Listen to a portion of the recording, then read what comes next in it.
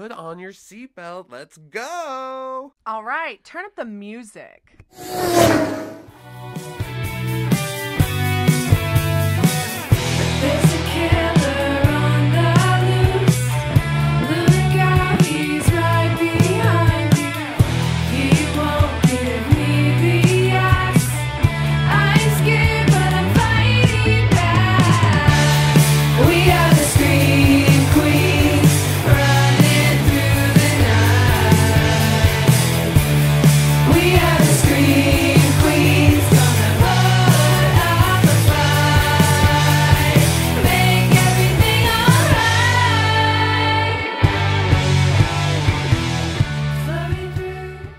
Welcome to Scream Queen's Horror Road Trip Podcast.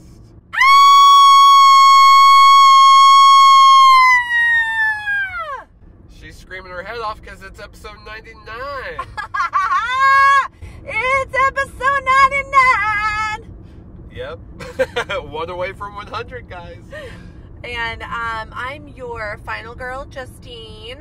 And to my left, always to my left, is your soul survivor, Mr. Josh. That's me. Last time I checked, you're Mr. Josh. I am I and you are you. But and we are we. We're currently on Oklahoma Interstate 3 West, heading down to ATOKA for episode 99. We've got to tell you guys something. So, yes, it's not Hot Springs. We're not in Hot Springs like we had mentioned previously. We switched things around with August. We'll try to go there in August, and this was our planned August episode, but we just switched things around, and we're gonna talk to you guys on our way to Reba's restaurant. And why would we be talking to you all as we are headed to Reba McEntire's restaurant? Where's the correlation, Josh? We're gonna talk to you guys about TREMORS. TREMORS! Or like Doin-ish. You know, there's a lot of differences and similarities between TREMORS and Dune. We also picked this episode too because, like the movie, The Town of Perfection, we're perfect. We're going to ATOKA, which is kind of out in the middle of nowhere in a small town. Yeah, so. ATOKA is a little bit larger than Perfection. Perfection touts that it's a town that has a population of 14. The numbers might be a little questionable, but maybe the board just hasn't been updated. Yeah, I mean, it seems about right. Yeah. Except there's just some accounting of like, well, where's this kid's parents? But, you know. Maybe they're one of the 14 we didn't see. We do see, like, quite a few of them. But anyways, ATOKA's got like 28. So they're about double the size. No, I need to look it up. Okay, when we come back to you, we will totally know approximately how many people live in ATOKA. But this is the place where Reba McEntire has chosen as her restaurant, and you all, Reba's is the talk not just of Oklahoma. Reba's the talk of the nation. She's a national treasure. And, you know, we're going to go eat her food. I hear the New York Times named her chicken fried steak one of the best meals in America. One of the best meals. They weren't like one of the best chicken fried dishes on Route 66, anything like that. It was one of the best meals in America, Reba McEntire's chicken fried steak. So we're going to go. Chicken fried steak is also like the state dish. Like one of the... We have a state meal.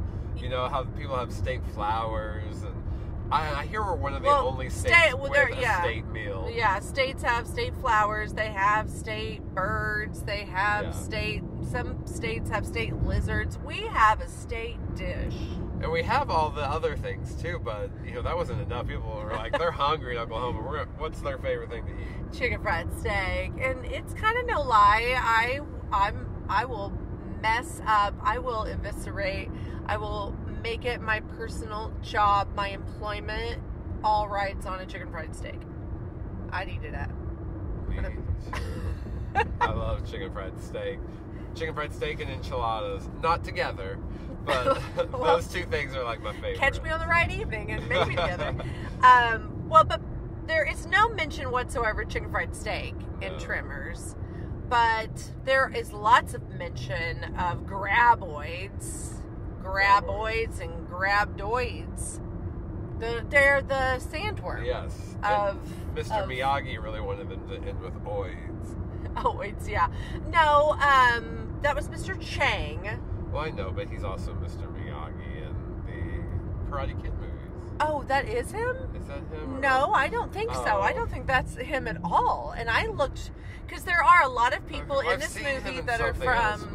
Okay, well, we can look that up, but no, I don't think so. Is he in Big Trouble in Little China? That he might be in. We can look that up. That seems actually more like, yeah, ding, ding, ding. He's definitely in something from the 80s. I picked the wrong movie. This whole cast, it's it's littered with the people of the 80s. This movie's 1990, but it's the people of the 80s. Oh yeah, he's definitely, that's not Pat Moran. Pat Moran was Mr. Miyagi. Yeah, I couldn't think of his name, but I was like, no, for sure, like I know that that's not the same guy. But oh, you know who he is? He was the grandpa, I think, also in the Three Ninjas movie. Oh, we'll look it up. Yeah, we'll follow it up. Sorry. Like, guys, on the other half, we're gonna have to tell you how many people live in Atoka and who exactly Mr. Chang is. But so this movie's directed by Ron Underwood. We know he also did City Slickers and Mighty Joe. Do you remember that? Yeah, big with Charlize Theron. gorilla? Yes. Mighty Joe Young. But City Slickers is like a 90s classic, and Yes. that's also like a Western. Like Billy Crystal. He likes making these funny, set in the West, bizarre comedies, I guess. He likes to shoot a movie out in the heat, I guess. Yeah, he likes being hot and sweaty. Ooh. Well, under the correct circumstances, who doesn't want to be a little hot and sweaty, right, guys? Right, gals? No. No? No? Okay, all right. I don't Kevin sweat. Bacon is in this movie, all up in this movie. He plays Valentine, one of the handymen.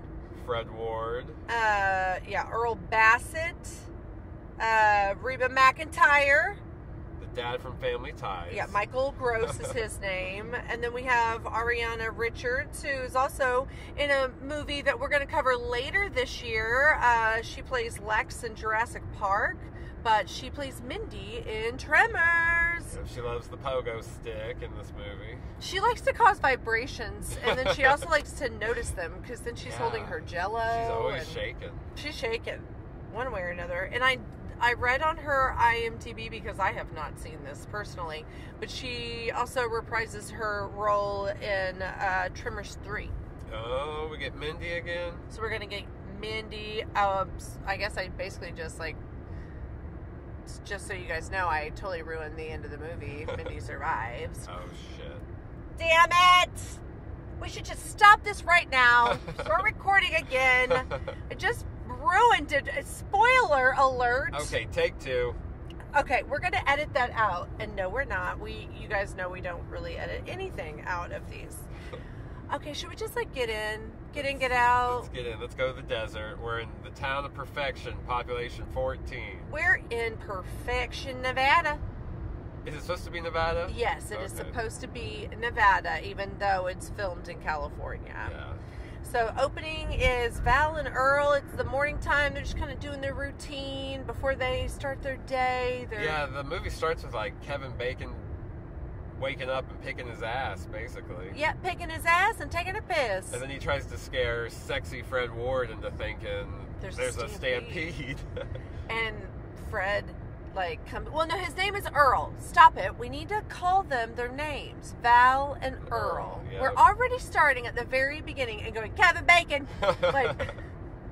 We are so rude. It helps our audience who might not have seen this movie visualize who we're talking about. Who it is. But now we need to get into the character. Val is picking his ass and making a stampede all over the back truck to wake up Earl. And Earl is telling him off, telling him how old he is, how young he is, how old he is. Paper, rock, scissors on who's going to do breakfast. And they're fun little buddies. They really want to get out of town. They want to get out of Bixby. They want to stop taking all these menial jobs. They're real handymen, but then they're, having to do septic tanks and things they really don't want to be doing. Yeah, they want to live the glamorous life in Bixby. Not sucking out your shit out of your No, he just wants to pick his Out your ass. He doesn't pipes. want to pick out other people's shits. So yeah, they're hired hands, but they're itching to get out, and on their way back into, you know, quote, town, perfection. It's just this little strip, this little street with what, like 4 houses. 4 RV kind of set up, and then like a general store.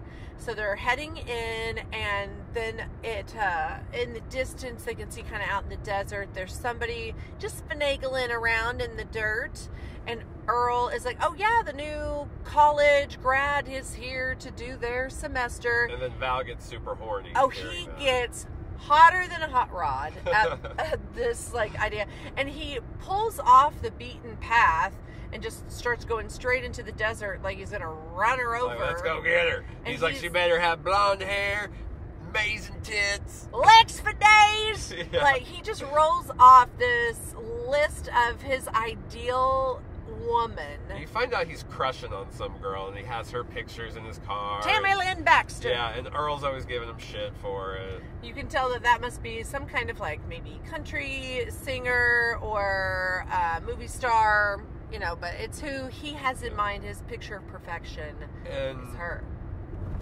yeah, that's her. They pull up though, and he's like, okay, it's a girl too. He knew it was a girl. Val had heard from other people that Yes. the new graduate student was going to be a girl. So here she is. She gets up from her little seismology machine. Yeah, she's dressed like, you know, you would think a paleontologist or something would dress. Yes, you know, a little seismatologist. And she's got sunscreen, like, heavily all over her nose. It is coated on there, and she is wearing like her glasses, her sun hat. She's, you know, her knee-high socks.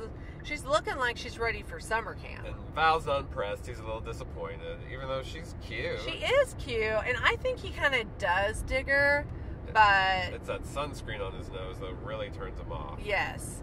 Well, I think he imagines that nose working in other areas around him, and just seeing that little white, almost like a little fin coming up for breath Yes. around his wiener. Guys, I'm talking about fellatio. I'm talking about Little- a little that. downtown Okay. Anyways. news.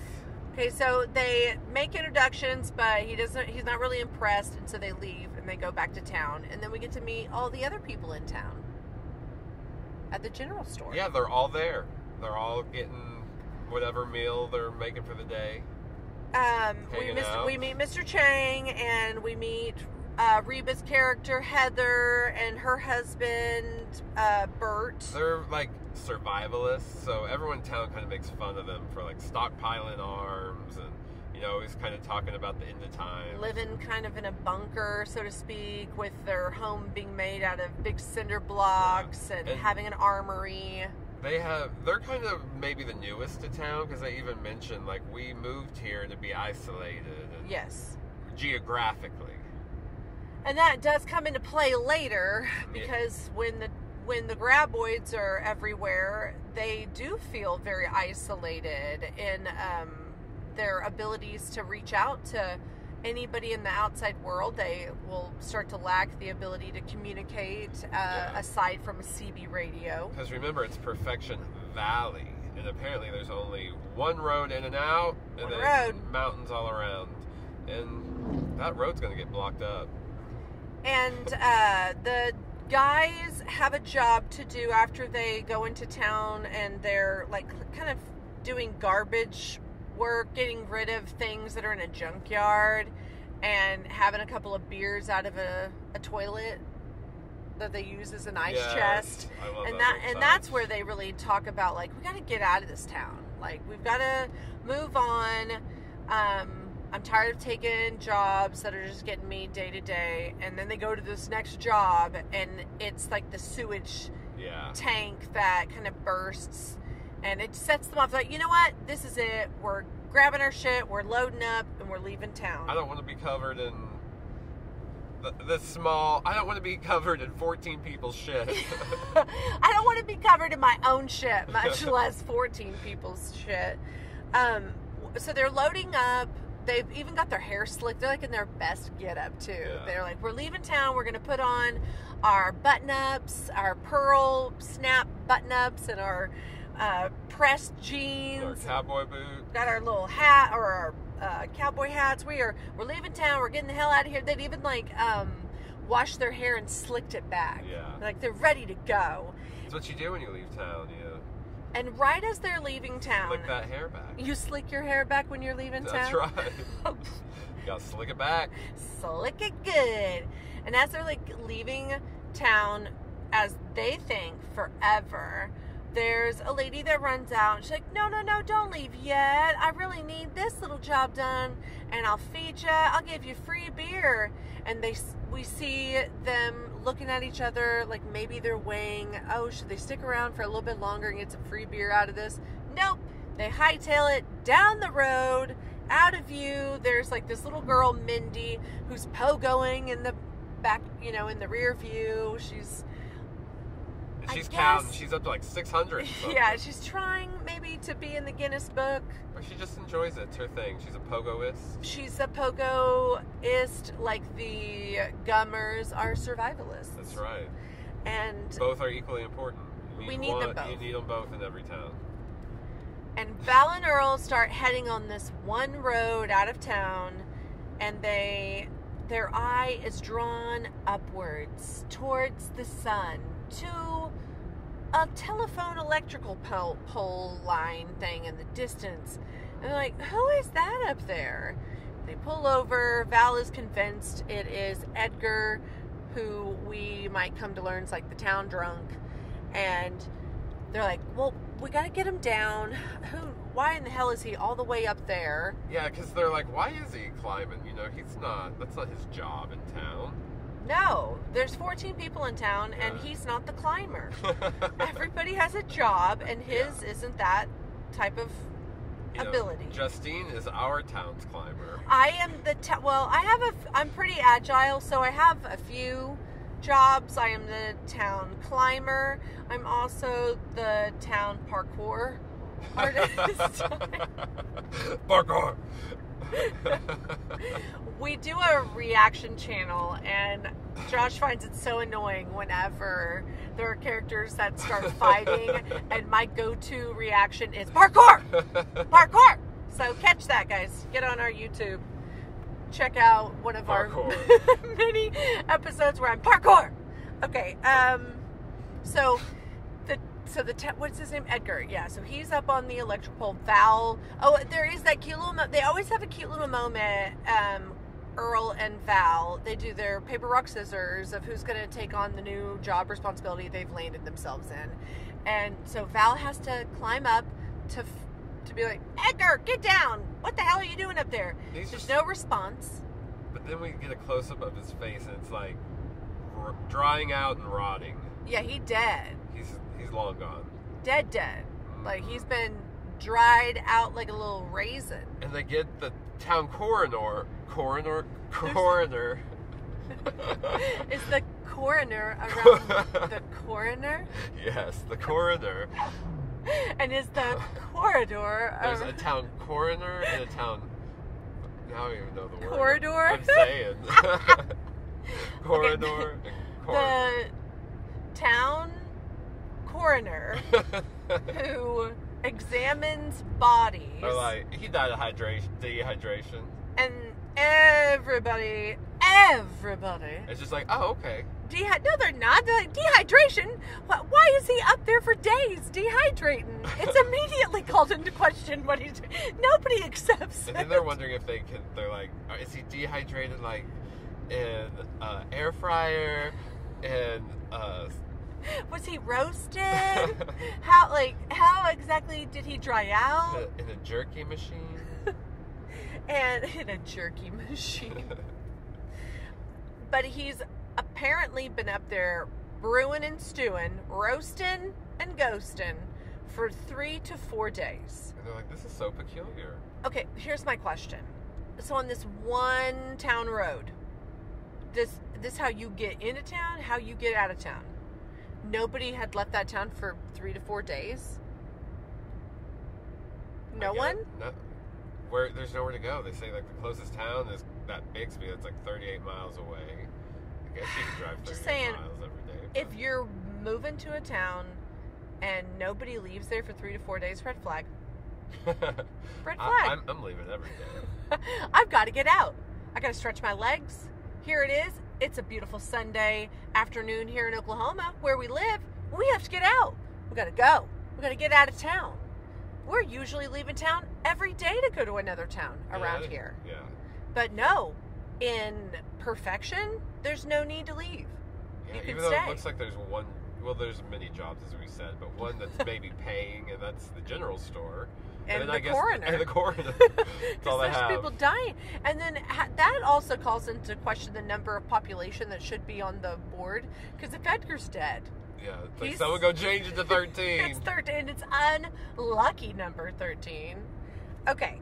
Anyways, we're off topic. I do still find some heavy civil politics going on, in this little town where there's just far too many jobs and not enough people to fill all of them. Far too many jobs and not enough people. Okay, so there's our next scene as it. Oh, you guys, she is talking over me. Okay, hold on, ma'am. We are aware that there is an interchange that is about to happen. Okay, back on track. She won't let it go. She She's won't like, let it go. Get on this 3 East. This bitch. We are now in another scene. We have left the scene of the coroner, and the corridor. And we are on to this old man, and we come to find out his name's Fred, but we don't find that out until afterwards. But there's an old man, and he's kind of working in his yard. I guess he's an old man worker. He's the town sheepist. Oh, yes, he does have a whole bunch of sheep. They're just baying away. He's got a little sheep farm. And he has this little bitty hut for a house. I mean, it's like one little room. He's a minimalist. And I'm just saying, on the property, there's not much Yeah. going on. And so it's just him and a whole bunch of sheep. Let's say it's all he and the sheep need. And he's tilling on his land, his little greenery he's got growing. I don't really know what he's got planted out there, but he is tending to it. And he has this cute little hat on, little sun hat to keep the rays away from his face. He's not trying to catch any UVA or As UVB rays. A good sheep farmer should. And we see kind of a sweeping camera view. It's a little copycat-y of Evil Dead, how it's going through. Showing like the point of view of what we find out are monsters, but Evil Dead would be the Deadites' point of view. And and then we get the Fred guy being drugged down. He's gone. He's just got this quick little scream, and then no Sheep more. are scared. And we have Earl and Valentine. Earl and Val.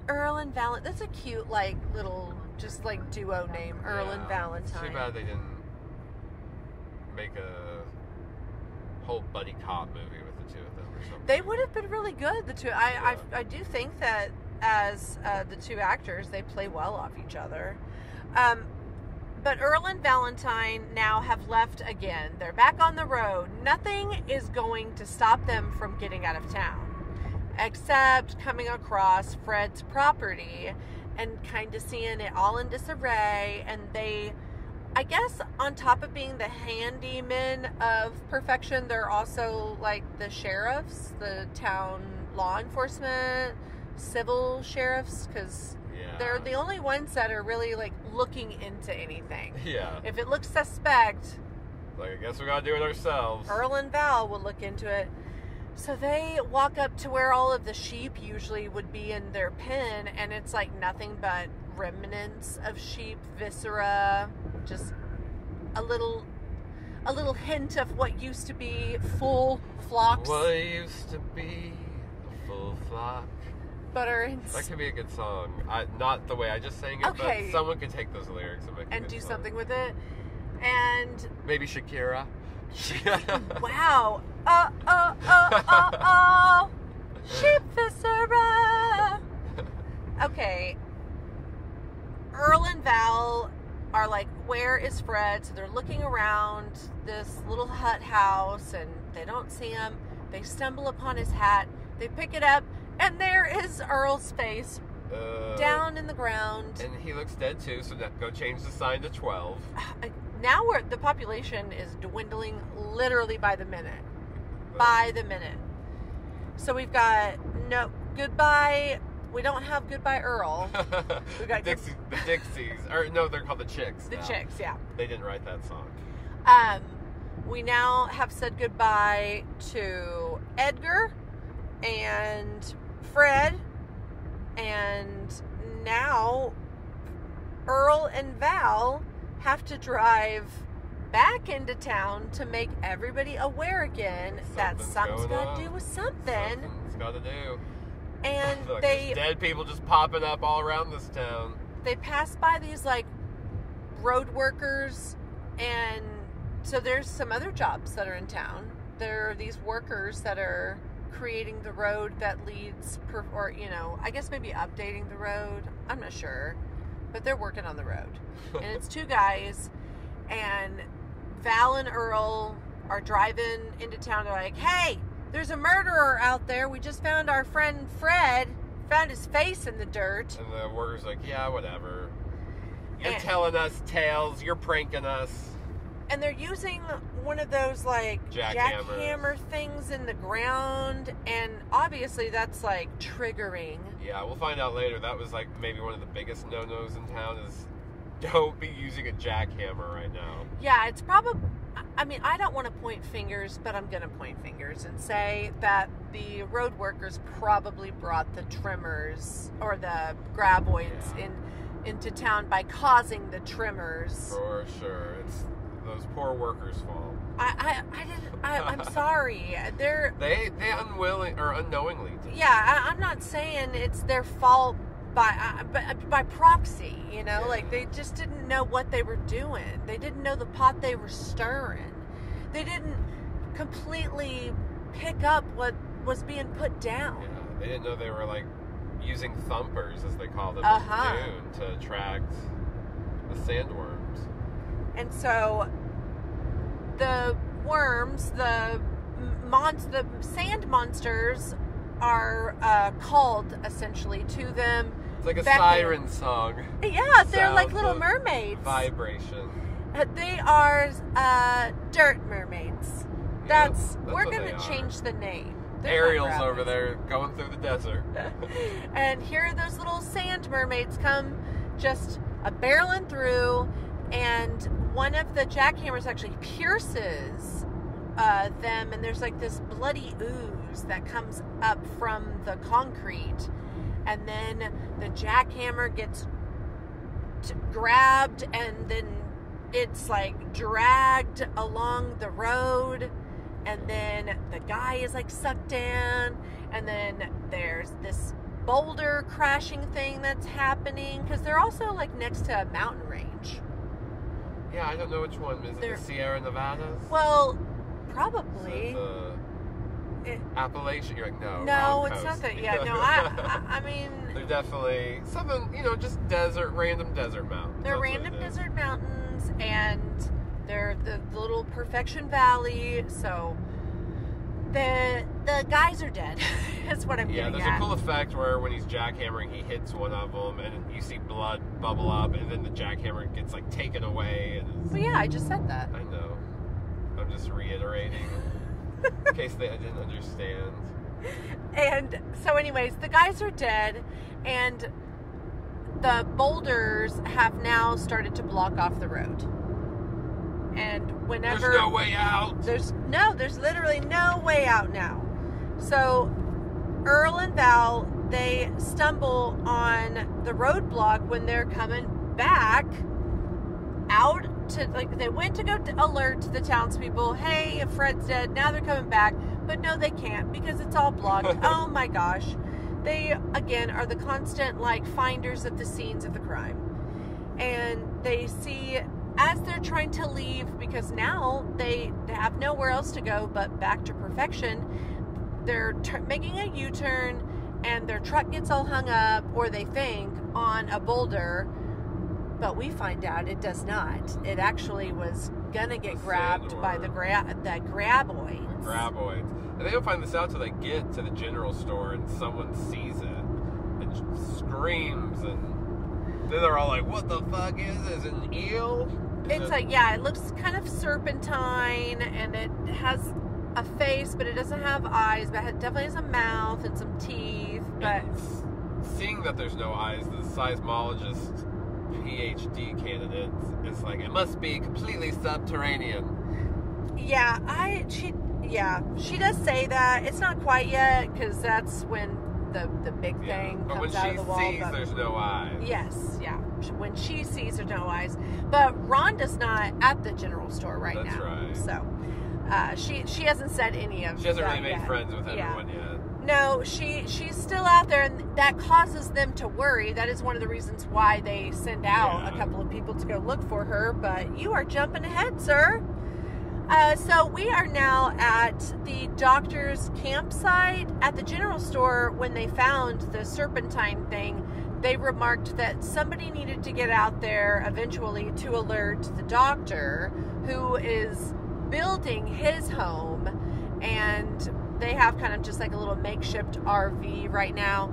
But it's nighttime, and the doctor is getting in his car with his lady, and they're just looking up at the night sky, talking about how happy they are that they've moved here, and they can't wait to get all settled down, but they do need to go back into town to Bixby tomorrow. And they do such a good job just in these few minutes really establishing their like relationship, that even though we only get to know them for 5 minutes, like, you feel bad for them because they seem so happy and in love and ready for this next chapter in their life, and then these oids gotta come fuck shit up. Yeah, the graboids make a tasty meal out of the both of them. And the pretty cool effect that happens here is that when the wife is being consumed, it's the whole vehicle. Yeah, he pulls a station wagon down into the ground.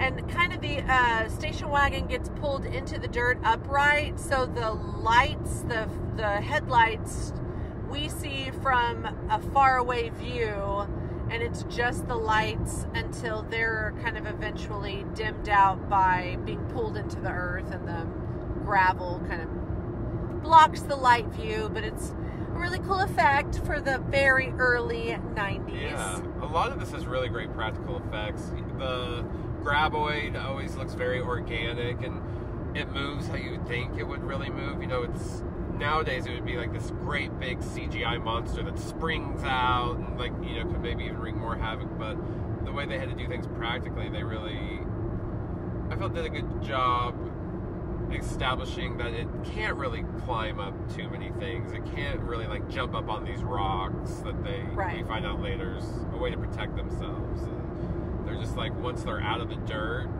are kind of clumsy a little bit. Yeah, the closer to the top of the earth that they are, the more vulnerable the graboids are themselves. And that's kind of explained by like these hooks on their body that she talks about. These make them go through the soil really fast, but once they're above ground, there's not much for those spikes to like cling on to make them go faster, I guess. But we also, like, at this point in the movie that we're describing, have no real idea what the graboids look like. We have only seen the tentacle parts come out and grab things and pull them in. So we still don't have an idea. We haven't seen the monster yet. We've only seen, well, we think we've seen the monster. Yeah, we've seen part of it. But we get like a bigger a tentacle reveal with a mouth. Yeah. You know, like it's almost like a mini version of the big thing that shoots out of its mouth. Yeah. But there's a bunch of them. But it does kind of remind me of like Alien, in how the big xenomorph has like a head, but then the mouth opens up and then like a smaller mouth comes out, in respects. 100. Not the same at all, just saying that kind of similar makeup. And they're both creatures that are not created by CGI. They are mainly created by practical effects. And that's really neat, because like you said, nowadays it would have just been a completely generated computer effect that happened on the screen. So we have the campsite that now there's no, the doctor and his wife have been eaten, And back at Mr. Chang's, they've devised a plan to use a couple of horses and take those on a ride into Bixby to stop at the doctor's on the way there and see how they are and make sure they've survived. And then to make their way into Bixby. And they thought probably using horses because it could kind of like more easily get away, more agile than trying to have a big car that might get like a tire caught in the earth kind of thing. And they make their way to the doctor's campsite and quickly deduce like something got to do with something. There's a sound of the golden oldies playing, but they can't find the car. But they go to where the music is and they start digging and they find the headlights, and you know it's implied that they find the bodies too because they go running. Yes, the earth kind of starts to tremble, and we see that the sandwormy thing has not left after making a meal out of those two people. And now Val and Earl get on their horses and they're frolicking away.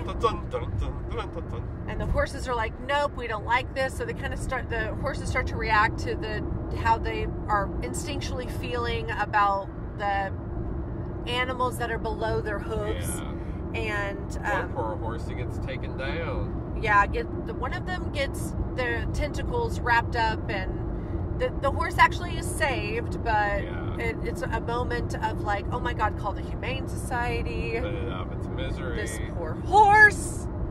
And they make a run for it. So the horses, they go running off one way, but then the graboid starts to go after the two guys, and so they make a run for this like dammed up wall, and they grab it, and then the sandworm doesn't understand because it's blind, we find out, so it's just going through the soil, but it doesn't realize that it's about to be blocked by a wall, like a dammed up wall, and so it makes an impact with it.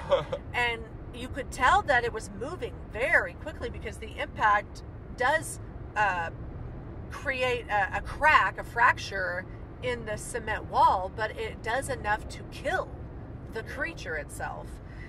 And that's when she sees that it's subterranean. Yes. So Rhonda shows up. She's like, "Whoa, what has just happened?" And that stunt where Kevin Bacon goes to jump and doesn't make it. It looks like it would have hurt. I know, and he kind of like slides down, and I imagine if that was... I guess it was both of them. Yeah. But I get what you mean, because his impact does look a little more like the bump than Earl's does. He kind of like grabs onto it and does a more a fair dismount. It's a cleaner dismount. But yes, so Rhonda gets down there in this ditch area that they now that little creature, or not a little creature, but the creature's dead, so they can really get a good look at it, and she deduces that it is blind as a bat. And what, Josh? It's subterranean, fully subterranean. Yes, it must be totally subterranean. And that line always reminds me of Totally. Oh yeah. Totally. PJ Souls from Halloween. So, must be totally subterranean. So that kind of makes sense of its makeup. It's got a big mouth, tentacles come out. It pushes its body through the soil by using these little fibrous sensors. And that's how it feels the vibrations of people, their voices, their footsteps. They're like bats. It's echolocation, right? It is kind of like echolocation. And she also offers up the knowledge that her seismic, like the reader that she has, was reading in different areas, but in that local area, in 4 different places, big kind of vibrations. So she thinks that they've killed one and that there's 3 more that are out there. Yeah, all those sensors were going off at the same time, but different places. That means something. Some gotta do with something. But quickly another worm shows up, and it has a missing, like, half tentacle, and Val remarks that it must have been the graboid that tried to get them when they were trying to leave town and found that the road was blocked. Yeah. Because that tentacle is now at Mr. Chang's getting photos taken of it. But so they are being chased by a second worm at this point, and eventually they make it to this big boulder, but it's very isolated, and Rhonda's like, my truck, it's like way further out there. We can see the truck, but it is like not just a stone's throw away. She's like, I have an idea. Well, they have to stay the night there, and they have several attempts where they they try to get off and then the she rock. says, I have an idea. And first they ignore her because, you know, they're like, huh, what does a woman know? And then they're like, oh yeah, you do have the best idea. Yeah. We're going to pole vault Yeah. across all of these boulders that are like spaced out by a couple miles to get to your truck. And they have like this fun, like cheerful, like adventurous music playing. I actually love this scene when they're all pole vaulting over all the rocks. It's inventive, it's fun, it's a fun visual to see, especially how they have it silhouetted. Like, and they're just... I'm sorry, again, this, like here, it's not the same, but it reminds me of Dune. Yeah. It's their way of like getting around the sandworms, where like in Dune they do that weird dance to get across the sand. Here they pole vault from boulder to boulder because there's enough of them. And I love how Earl at first like doesn't make it across and just lands on his ass. But by the time they make it to the last boulder next to her truck, these are 3 pole vaulting Olympians. They're good. They could go win us gold and make our country proud. They could win us gold, silver, and bronze. Oh yeah, that's right. We would take a clean sweep of that event. There's no trio pole vaulting event, so yeah, they would all have to be first, second, third. We're gonna get all the medals with them, guys. So they make a very narrow escape once they get into Rhonda's truck and make their way all the way to Chang's. And Bert and Heather have gone off to get more weapons and look for help and get their larger truck. So they are at their little compound that they've created. And Earl and Val show up, and they're filling everybody else in on what they've figured out. Like, it's not just this little tentacle thing. It is a much bigger beast. And there's 3 of them out there. Like, literally a much bigger beast. Like, I would say, 100 times bigger than the little tentacle thing. He's huge. He's pretty big. And as they're, like, trying to fill them in on what's to come, it's the graboids make their, like, selves known. They scare Melvin. He is, like, one of the little boy, like, 12 years old or whatever. He totally pisses everybody off all the time. Yeah, he might even be pushing, like, 14. He's a little on the older side, I feel like. But he is always causing a ruckus around town, and he's a show off. He gets scared by one of them, and we never see his parents, so he needs attention. Okay, somebody's not watching this child. The whole town is raising him. It takes a village. So he's annoying, and everybody's always like, he cries wolf, but then a graboid tries to get him, and he ends up hanging from a light pole, and everybody comes out, and Mindy is pogoing away on her pogo stick. And so they got to run, try to go get her. Cause Kevin Bacon gets her just in time. Just in time. Like, because the next scene is the pogo stick going out from under her. And then it realizing it didn't get the little girl and, like, spewing the pogo stick back out of its mouth. He's like, I don't have arms and legs. I can't use this. I would say I'm not really ever frightened in this movie.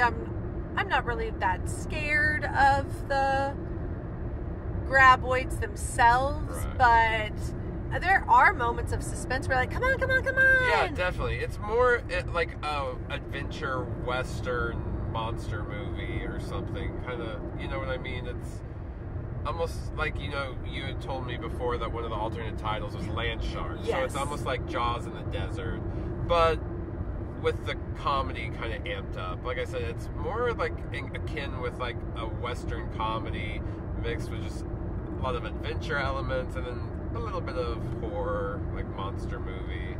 It's a creature feature for sure. Yeah, a western creature feature. Yeah, it does. Comedy.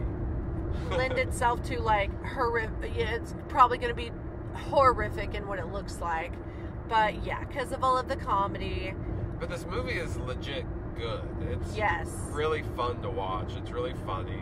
It didn't get kind of like the love or the box office draw that it needed in the moment when it came out, and it had mixed reviews. But once it got into VHS, this was like a staple on cable. I can remember like the USA Network, or like what's another one that would have had it? Like definitely TNT. USA. Yeah, always playing Tremors. And that's where I think I first saw Same. Tremors would have been. Definitely didn't see it in the theater, but no. Watched it growing up all the time on cable. This and the sequels, but I'm not sure which sequels I've seen, but you know, they would always be playing Tremors movies. Is USA Network still around? I think it is, yeah, Okay. because at the gym, it's one of the like many TVs that's Okay. playing. It's one of the stations, so I don't know like if it's putting out any new work or if it's kind of one of those just like a syndication channel at this point. They're like, we don't have Monk anymore. Wasn't that its like big show? What's his name? Tony Shalhoub. Yeah. Oh my God, where are we going? We are doing a podcast right now. We are just chatting. Like we're in the middle of this movie, and we decided to like start talking about, is USA still a channel? Oh gosh. These are the important things. Yeah. Well, okay. So we're back at town. Mindy's just been saved off her pogo. We've got 2 worms on the scene. They've separated and isolated everybody onto different parts of rooftops. There's been a moment where Rhonda's lost her pants. She's had to get new pants. Yeah, she got caught up in the wiring of the fence, and then their solution to get her out real quick is kick off your shoes, take off your pants. Yeah. It was like the filmmaker's way of getting like a woman in their underwear, basically. So it's tastefully done. It She is doesn't like tastefully focus done. on her ass too No, much and or anything. it's not rated R. We're not seeing titties. And This is a solid PG-13. Nowadays might even be considered like PG if they didn't curse at all. Yeah, but there's so many times where like Kevin Bacon is like, not just once screaming, "Son of a bitch!" Yeah. Then elevating it to "Son of a bitch!" And then you get Fred Ward or Earl, who's always like cursing or saying like bastard, and he's like, "Pardon my French." It's like, pardon my French. They say "pardon my French" a lot. yeah, in this well, movie. it's him that's like one of his funny little character traits, Yeah. is that he'll curse and say "pardon my French," and then Rhonda, like at the end of the movie, kind of throws it back at him, like curses, "Pardon my and it's French." like, "Pardon my French." This movie is so good in this Yeah. way. Like, it's very well-rounded in its characters. So many of them have little arcs. We really like know and love them, and definitely don't want to see, as the caskets dwindle down, we don't want to see them go. No. We want them to survive. But okay, there are a couple scenes that I really want to make sure that we highlight before we get to the end. So this one is one of my favorites, so we really need to make sure and highlight it. It is when everybody is isolated on different rooftops. We've had Nestor, who's one of the 14 townspeople. He's been sucked through a tire hole as he's trying to like get off the ground. Yeah, Mr. Wang, is this when he gets eaten? Mr. Chang, yeah, during the part where the Tremors are kind of disrupting the foundation of all of the homes, because it'll be a lot easier for them to get burst through in if they can mess up all of the foundation. So that happens, and Mr. Chang is one of the first, like, we fully see how a person gets eaten. Yeah, it's very Jaws-like at the end of Jaws. When Yes, Robert I Shaw was just gonna say, it's like a Quinn moment. Yeah, it's like when Quinn gets eaten. Jaws being our first one, our first ever, and this being our last of, like, in the hundreds. Like, before we break 100. into a new mold and we go into triple digits, we're land sharks. Land sharks. We're taking a full circle, guys. So I just had to have a little smiley moment to myself, and you all shared in it. Okay, so the buildings, they're simple, they're not reinforced, they're all kind of toppling. We've got Rhonda up on the little water tower, and Miguel, who has taken one of the little tractors and turned it on so it can kind of draw out one of the graboids so Val can get to the big, what they want is like a cat. What is the cat thing called? I forget, but it is like a big, huge,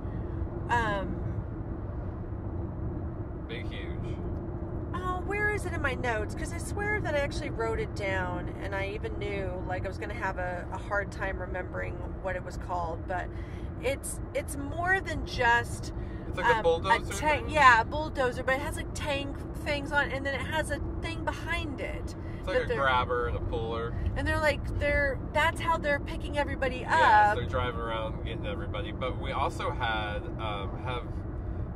Heather and what's his name? Bert had their big showdown yet? No, we're getting there. Okay. So like that we have two scenes going on. It's them getting into the big bulldozer, and then at the compound they've gotten on the CB radio and alerted that the graboids are headed to Bert and Heather.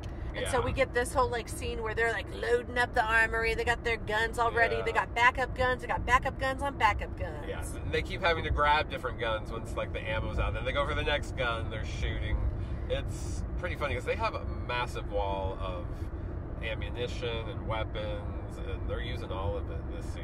And they haven't seen the graboids at all. And their first show is the graboid coming through their cinder block created compound and bursting through it, and then using its tentacles to constantly try to like grab at it.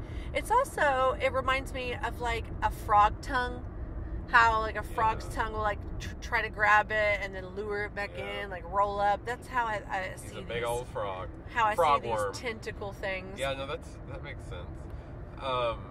You also, we lose another one of our graboids, right? Don't they kill it? Yes, they with the shoot elephant him up. gun. They get like their biggest gun possible, and below it, like they basically just injure it enough. Honestly, they've shot it up so much and penetrated it with bullets that it eventually bleeds out and dies.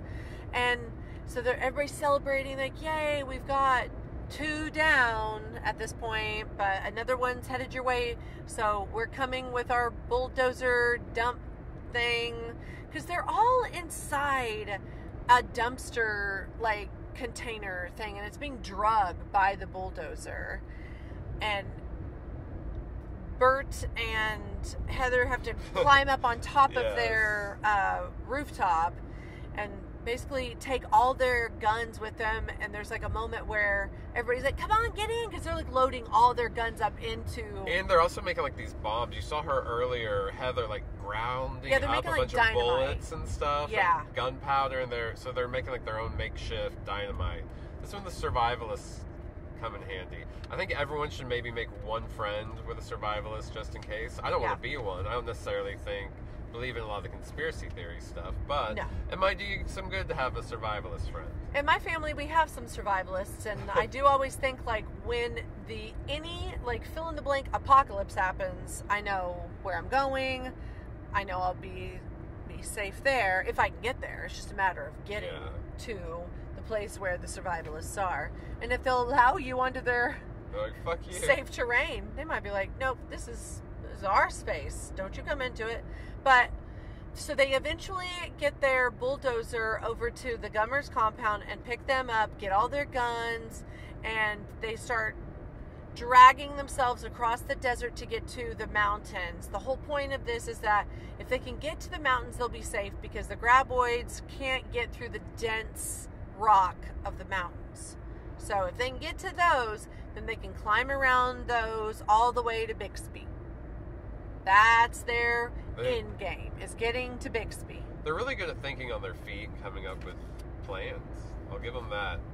They're constantly getting themselves out of rough situations. So, maybe their dreams of living in Bixby, they have good foresight. They know it's going to work out for them. And maybe it's not just Bert and Heather that are survivalists. Maybe they're proving that they are all capable of surviving. I'm a survivor! As Reba McEntire would say.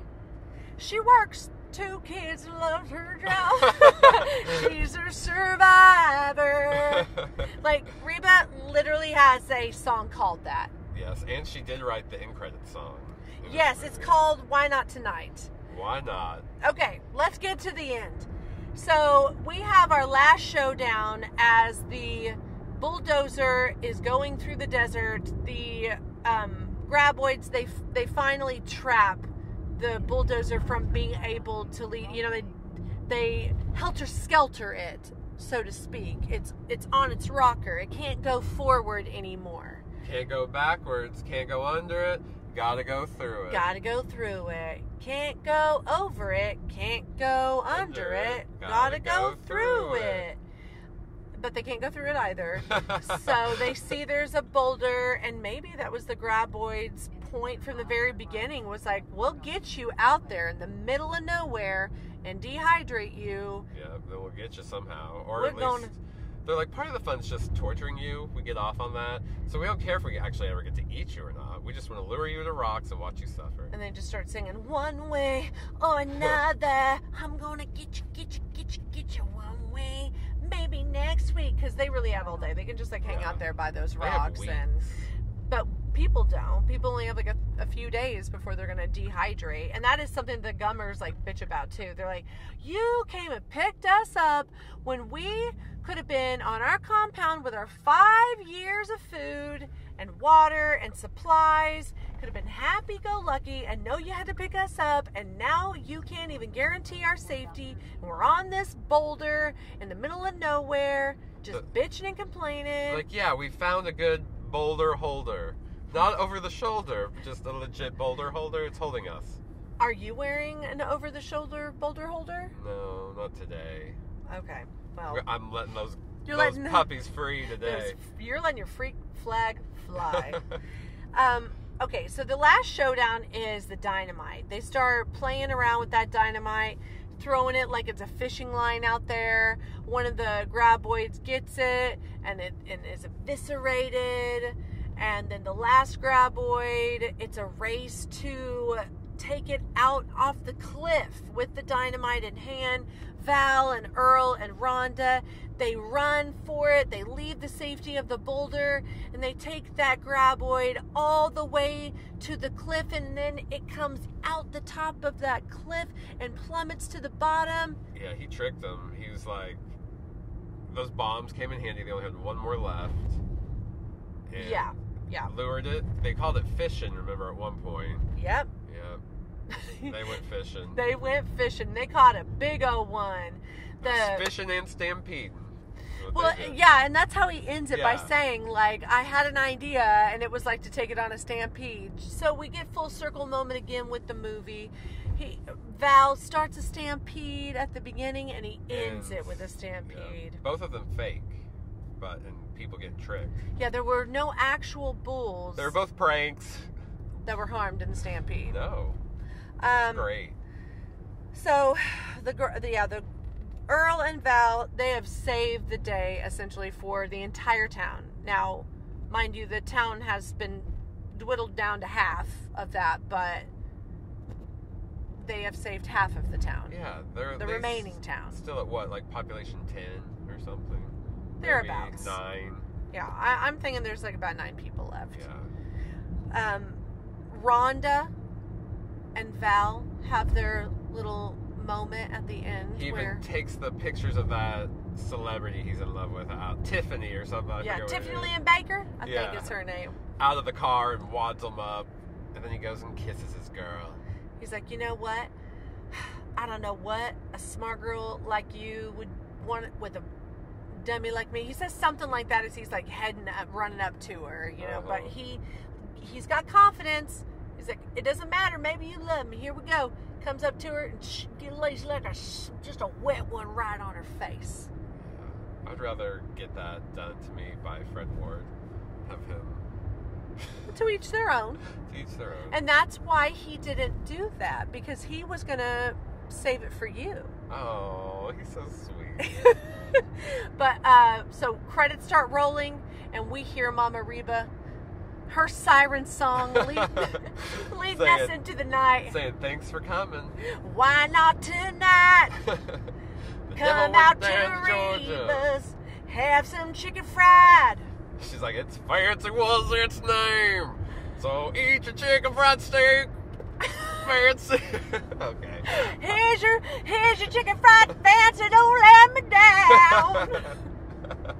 Here's the chicken fried We are steak, don't let me butchering down. her. And I don't want to, because Reba is a treasure of Oklahoma. Yeah, of the nation. Of the whole damn nation. She's from Oklahoma. We're going to a restaurant. Restaurant, Oklahoma. And it is supposed to be legit good. It is kind of in a smaller town, and maybe even be her hometown. But it's... We didn't bother to do any kind of research. We're like, let's just go. But it's in like a really cool space that she had renovated a few years ago. And there was a funny story, Google it, where she got like stuck in there for a little bit. Yes. Do you know what I'm talking about? about? And the fire department had to come save her. Yeah, to come rescue her. Something about like they had... the ladder fell while they were up there. It was like their makeshift stairwell to get from one floor to the next. But yeah, she got stuck. She got all stuck. But yes, we'll have tons to tell you about the restaurant and maybe a little bit to tell you about Reba, but definitely a lot to tell you about the food. And hopefully we are not attacked by any graboids while we're there, but we'll keep you posted. Stay tuned. See ya in just a few seconds. I may be shaking inside. I'm not the kind to run and hide. Come out, I'll take you all on my own. I've got you figured out. Tough luck, you're in my world now. I have no doubt, I have no fear. I'm gonna make you disappear. We are the scream queens, running through the night. We are the scream queens, gonna put up a fight, make everything alright. And we're back, and my tummy's full, y'all. Oh my goodness. We just ate and drank to our heart's content. Yeah, we did. I will say there was one tinge of disappointment, and that was it was only a brunch menu today, y'all. So if you go on a Sunday, it's only brunch. But I still got my chicken fried steak. I just didn't get to have it with mashed potatoes and a roll like I was really wanting. But Instead, you got to have it as like crispy potatoes. I had crispy potatoes and eggs. It was chicken fried steak and eggs. It was delicious. It was really lived up to the hype. Was one of the best chicken fried steaks I ever had, and that's one of my all-time favorite meals is chicken fried steak. So I'm still satisfied. What do they say? I'm as full as a tick. You're right? full as a tick. I'm full as a tick. He's as stuffed as a goose. So I'm still happy. I do want to go back someday and have like the real chicken fried steak meal, you know, with mashed taters and a roll and some. I love some green beans with my chicken Just fried a little steak. bit of greens. Yeah. So that said, it was still a wonderful brunch. Mm-hmm. I enjoyed this cherry cola barbecue cheeseburger and Reba's tater tots that are like just had a little seasoning. How on were them. Reba's tots, by the way? Reba's tots were hot to trot. Were they big handfuls? They were substantial. Big old tots? I had 2 tots in my mouth, and they were sizable for sure. No, the whole meal was great. The atmosphere, the whole just kind of like, you know, vibe of the restaurant was very welcoming, and it's a nice day outside. It's very sunny outside. It's got really good lighting in there, so yeah, it's, you know, what you expect from like small town Americana. You know, it has the cute little main street in ATOKA. There was lots of little shops open, and I bet it's thriving because Reba's place did bring a lot of attention to this little town. You know, Reba McEntire is a national treasure, and she's bringing in the heat to ATOKA. Mm-hmm. But yeah, so we wandered around the little main street a little bit before our reservation. But the building itself is really pretty. It's like an old corner building, like in brick building in this small town. It's 2 stories. It's has like even like a little concert area for live music. It was packed. Good thing we had a reservation, or we would have been waiting over an hour to get in. I think also due to tomorrow is the solar eclipse, and so ATOKA is way more than halfway from kind of like what we usually travel to get to Beaver's Bend, and Beaver's Bend has been for like over a year now. Like, you can see the little billboard signs that are like, come to Beaver's Bend for the eclipse.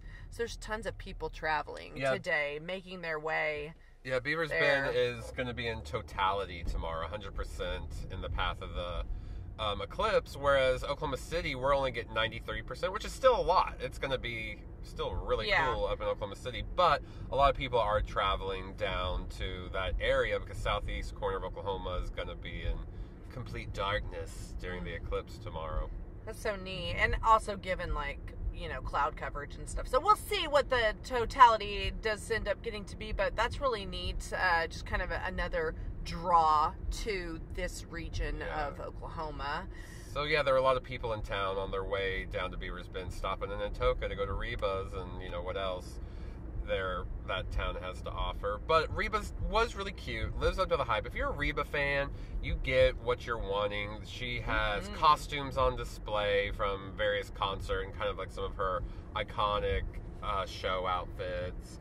You walk in and there's the big, gigantic The Voice chair. You know how that show will have them face the opposite direction and the chair spins around, and so that's the chair that we're talking about. And they allow photo ops in the chair. We were going to, but it was actually like nonstop people getting in it, so we just didn't wait to get in the chair. But they also had like a little area with all her movie posters, including a Tremors poster.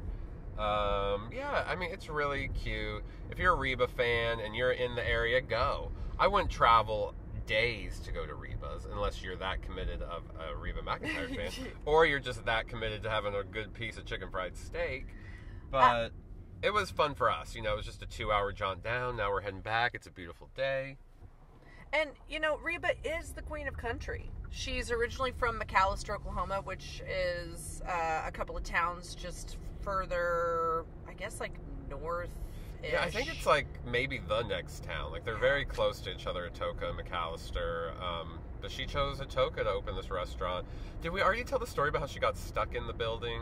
Maybe yeah, we I think did, we've already mentioned that. But yeah, she did get stuck, and the fire department had to come out there and save her. I argue that maybe the reason why she chose ATOKA versus McAlester is McAlester happens to be the home of one of the state prisons in Oklahoma. And, you know, maybe the draw of tourism, they didn't want to highlight it with a background of the penitentiary. You think she was afraid of, like, an escaped convict? I think she is an escaped convict. I'm going to say that right now. That's also why she can't go back to McAlester, is because put her back. she would immediately be taken back into custody and, you know, put in ball and chain. They're like, you might be fancy, but that was your last chance. Yeah, here's your last chance, fancy. Here's your one chance, fancy, don't let me down. Finally, she got let down. Yeah, Reba's Place, delicious. Go if you like Reba and you like chicken fried steak or other things. Justine didn't have the chicken fried steak. I did allow her one bite. Yes, and I do enjoy chicken fried steak. It wasn't my go-to, but given that the menu was more limiting because it was buffet, or not buffet, it was a brunch. I just didn't.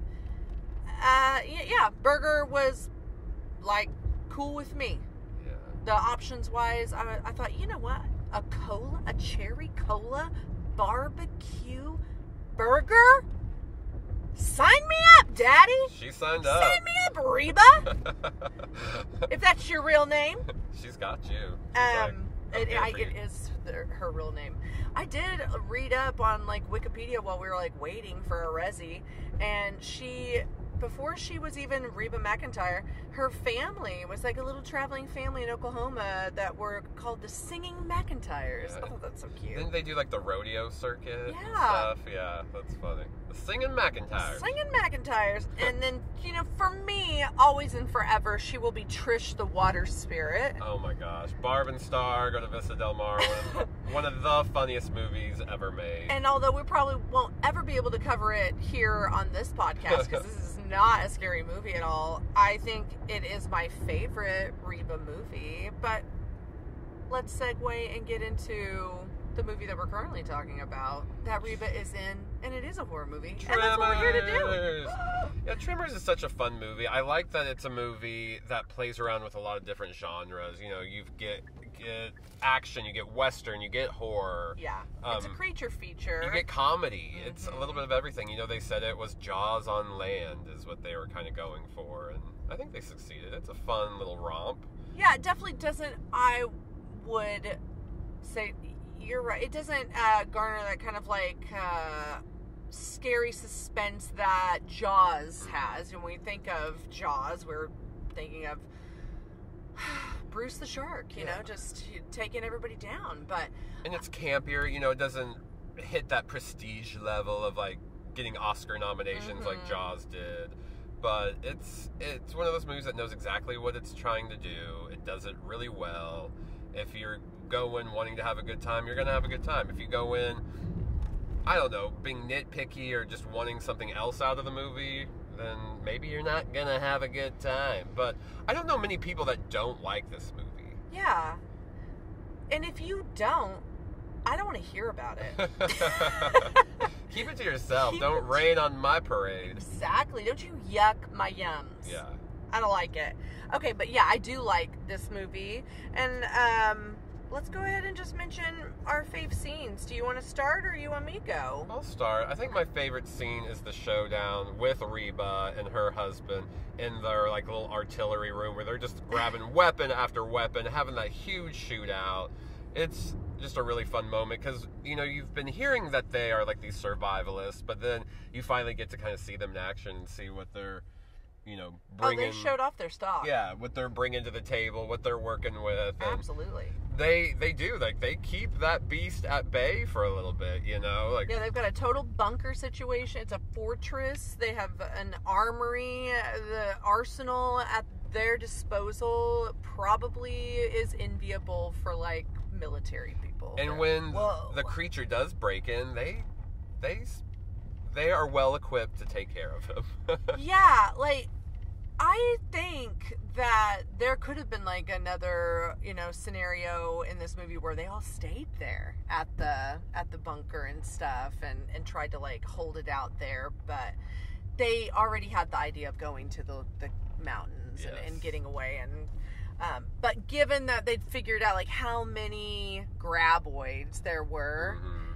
that dynamite, you know, like, they were grinding those bullets down and Yeah. making the dynamite sticks. Like, they could have, but it's okay. But I just think that would have also played out really well too. It's just an exciting scene. It's a really great action sequence. You get some good special effects. You know, you get the walls busting down. You get to see a lot of the puppet or whatever they use as the graboid. You're getting, you know, the ammo being fired off, and it's a fun scene. It's exciting. It is kind of scary, thrilling, I could say.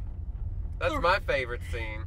My favorite scene, I do enjoy it when they are all on their separate rooftops. They've had to scatter around the Yeah. little town, and Rhonda has to cause a diversion with that water tower so that Kevin Bacon's character can make it across, and then they do the diversion with the little lawnmower thing. Yes. And we get just this, I think it's a real tense moment of, like, is he gonna make it? And then when he does kind of get caught, and those the little tentacles or whatever are trying to feel him out, how he's having to stay still. For me, that's like one of the most tense moments of the movie, Yeah. where it's got a lot of build up, and they're figuring things out too. Like, oh, they can't see, so if you stay still and you don't make any movements, and they could just be right by you, and you wouldn't be able to notice them.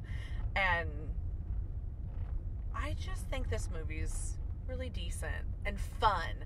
And I love a good little creature feature. Me too. There's not enough of them. I will say there is one scene that neither one of you mentioned. I was going to bring it up if you didn't bring it up. That is, I think, maybe the one scene that is pure horror. That's like the most horror movie part of the movie, and it's when the old man and woman are like, he gets pulled down to the ground, she runs to the car, is hiding out in the car, the creature is trying to get into the car and pulls the car down. That to me, I think, is, you know, because everything else kind of has like a bit of action or comedy or, you know, Western atmosphere to it. This was the scene. It's one of the only scenes, correct me if I'm wrong, that's set at night. It is, yes. And it's just like pure monster horror. Yeah, and we don't really see the graboid like we do in so much of the other movie. And also the scene where Mr. Chang gets taken is very much like that Jaws moment where Bruce comes out of the water and, you know, everybody is like, oh my God, that's the fucking shark. So we get, again, another like snatch and grab. And everybody there gets to see just exactly Someone's what grabbing this your is. snatch, is that what you're saying? How dare you? Oh, snatch and grab, not grab and snatch. And grab. What is on your mind? Grab and snatches. Yeah, so again, there it is. It's like the land shark moment where the graboid comes up and we get to see just how big it is. Exactly. I agree. Fun movie. He agreed. What is your knife rating, Justine? My knife rating, I'm gonna give it 3.5 knives. Because it does know exactly what it is and it doesn't take itself seriously. I can return to it. It's something I enjoy to watch. And I do think it's made well, filmed well. Cinematography wise, like, it's actually really pretty. You get to see the desert area. Yeah, all those like California desert landscapes are really pretty. Especially when they do the pole vaulting. Yeah, like, I love the pole vaulting scene. I think it's a really well shot movie. Like, cinematography wise, like, it paints a pretty picture of the desert, of this like little bitty town in the middle of nowhere. Yeah, you definitely feel the isolation of that town. They sell that completely because you were supposed to believe that it's completely perfect. It's perfection. Yeah, well, and broken off from the rest of the world. Like, there's one road in and out, and that road has been blockaded. So they're stuck. You know, you see the mountains, you're like, oh, they got to get over those mountains to get out of this town. You know, just all that's really well done. I believe in their isolation. I mean, the town itself, yes, looks like a movie set. I've never seen a town that's only like 14 people and just like that concentrated. It's like usually places like that, it's very spread out. There's one house this way and then another house a mile or two it's almost away. like people live on their 14 acres and their neighbor is 25 minutes away. But whatever. It's like, I still go with it. I'll give it 4 knives just to keep things interesting. I was going to go 3.52, but you want to be a copycat? Like I don't want to be a copycat. And I'll give it that extra half because Fred Ward is looking hot in this movie. Yeah, he is zaddy. But you know, also, Michael Gross, who plays the Mr. Gummer, like the survivalist, like, I don't know, there's something about his look with the mustache. Like, there's a few zaddies on this screen. I think we would have fun in perfection. We would have fun We'd be at the that little armory. town sluts. Oh my God! Well, not that slut. There'd just town be 2 that guys. you go to, you're the town slut. So that would just be par for your course. Okay. Well, par for my intercourse. Oh, he's on, guys. Well, tell them what's up next for our 100th episode. Guys, we've almost made it to 100. We're, doing our annual Frightmare trip next month. So, and that's kind of fitting. We love our Frightmare episodes. They're sometimes some of our most listened to episodes. So I think it's fitting that lands at 100. Yeah. They're also just really fun because there's not one central movie we're talking about. We get to talk about a little bit of everything. We get to recap our whole experience with you guys. Talk about our crazy moments and maybe the elevator, or now that the convention is in a different area, check out our last year's podcast if you want to hear about that transition.